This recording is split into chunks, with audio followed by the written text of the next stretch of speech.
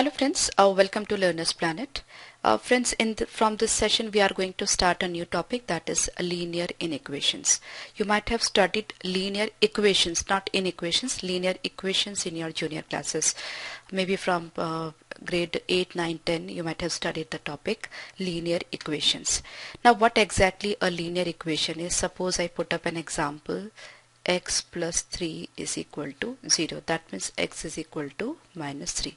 And that is a very simple example of linear equation. Okay, so I don't have to explain you the linear equation. Now what is the difference between linear equation and inequation? Right? See, in this case what is happening, x is exactly equal to minus 3. Right? So x is a variable, but if x plus 3 is 0, then x will be exactly minus 3, right? The value of this variable will be converted to a constant, and that's minus 3, right? Now what happens when I say x plus 3 is greater than 0, right? Now this is the sign of equality, and this is the sign of inequality. Okay, and this is the sign of actually inequality. That means, and precisely this is the sign of greater than,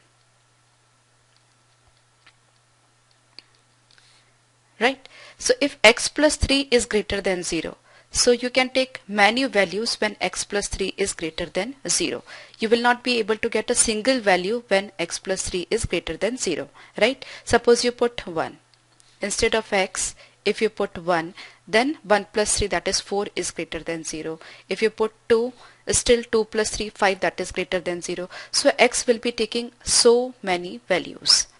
Okay, in this case x is just taking one value. In this case x is taking so many values, right? And the first value will be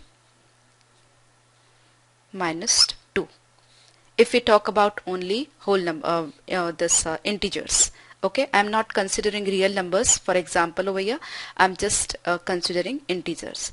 Okay, so that is actually inequality, or we can name as inequations.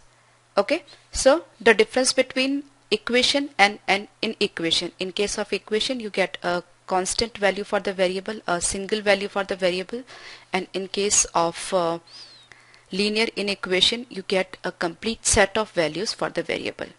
Okay, now what exactly x plus 3 greater than 0 mean? So x plus 3 is greater than 0, that means simply you can shift 3 to the other side, that is x is greater than minus 3. Okay, if x plus 3 is greater than 0, x is greater than minus 3. Similarly, if x plus 3 is less than 0, then x is less than minus 3.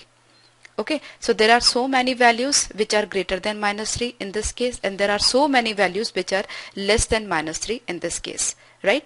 So when we study linear equations, linear inequations in senior classes, we have to take the variable as real numbers. Okay, we have to consider a real number set. Okay, in this example I have just considered integers. Okay, so before we proceed for linear inequation in detail, I would recommend you to attend the second session of the functions, in which I have explained the closed and open intervals. Okay, there are 4 types of intervals: close, close, open, open, close, open, and open, close. Okay, so once you attend that session, you'll be able to solve the problems based on inequations very easily. Okay, so just attend this session, and later on we'll proceed for linear inequations. Okay, so just wait a moment. Now friends, let's discuss about intervals. Now what are intervals? A set of numbers can be represented by intervals. See friends, in case of functions or in case of mathematics, when we have to represent a set of numbers, suppose I have to make a set of numbers from 1 to 100, right?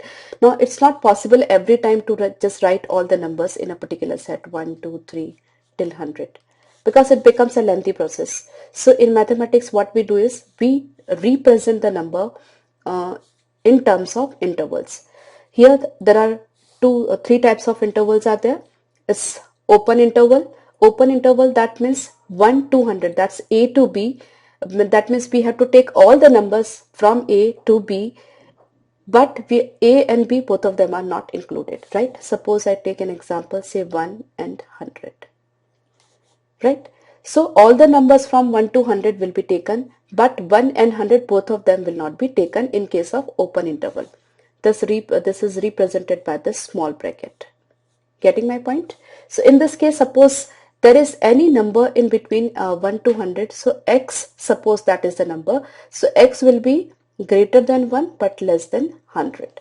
There will not be any equal to sign. So 1 and 100, both of them are excluded from this set. Okay, so open interval A to B, we can call it as from A to B, but A and B, both of them are not included. Obviously we cannot represent all the numbers between A to B or between 1 to 100, because in this case what we are discussing is the set of real numbers. We are considering real number set. So it's not feasible or not possible for us to show all the real numbers between these two, right? So what we do, we represent 1 to 100 with this bracket. Okay, closed interval, that is endpoints are also included. The difference between open and closed is what the single thing, that in this case A and B are not included, but in this case A and B are included. Suppose I take 1 to 100. In that case, if any number is there between 1 to 100, then x, that is any number between 1 to 100, that will be greater than equal to 1 and less than equal to 100. So you should be clear about this too. Okay, this is open interval, this is closed interval. That means you have to consider all the numbers from 1 to 100 inclusive of 1 to 100. Here you have to consider all the numbers from 1 to 100 but exclusive of 1 and 100. Getting my point? Now the third case is open and closed interval, right? The open closed interval can be like closed open interval and open closed interval, right? Closed from this side but open from this side, or and other cases open from this side and closed from this side, right? So in this case, what happens if x is any number between A and B? In that case, x will be greater than A but it will be less than equal to B. Suppose I take example 1 to 100. This side the bracket is a square bracket, this side is a small bracket, and I have an element x. So how do we represent that? X is greater than 1 but less than equal to 100. So here it's greater than sign, and here it is greater than equal to sign. For x it is less than equal to sign. Getting my point? Just note the difference between these two.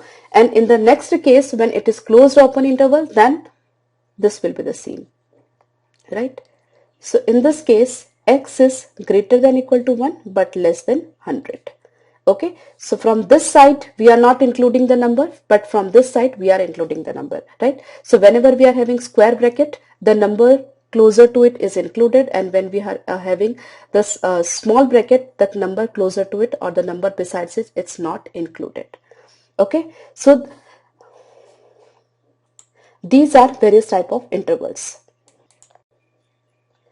Now friends, apart from these three types of interval, that is open, close, open and closed, and open closed, right? From one side it is open and other side it is closed. So apart from these sort of intervals, we have unbounded intervals as well, right? Suppose we represent A to infinity, right? This is actually extension of the same logic. Nothing new is there. A to infinity, that means x,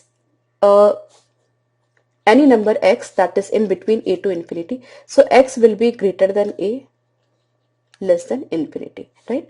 So this is the representation here. In this case, x is greater than equal to A because we can see a square bracket over here, but it will be less than infinity. We can see the circle bracket over here, that is small bracket over here. Getting my point? Here both the brackets are small, so x will be greater than minus infinity but less than b, right? We cannot put the equal to sign because both the bracket signs are small bracket signs. Okay, and here minus infinity to b, that means x is greater than minus infinity but less than equal to b, because this bracket is square bracket. Okay, so x is less than equal to b, but x is only greater than equal to, greater than, not equal to, greater than minus infinity. Okay, and the interval minus infinity to infinity, that means x is greater than minus infinity, less than infinity. That means x represent entire number line, right? That means this range represent the entire real number line. Okay, that is the set R itself. Okay, so I hope you are clear with all types of intervals: open, closed, and unbounded, bounded. Okay, it's very important, friends. I just take few examples over here. Suppose I have this 2 to say 7. So x will be greater than equal to 2 but less than 7, right? This is square bracket, this is circle bracket. Suppose I have 2 to 8. So x will be greater than, only greater than 2 but less than equal to 8, right? If I have 3 to 15, then x is greater than equal to 3, less than equal to 15. So various combinations can be made. Okay. So friends, in this session I explained everything about intervals. In the next session I will start taking the concepts of linear inequations. Precisely will be taking linear inequations of two variables. Okay, so do revise this session and I'll see you in the next session once again. Bye bye.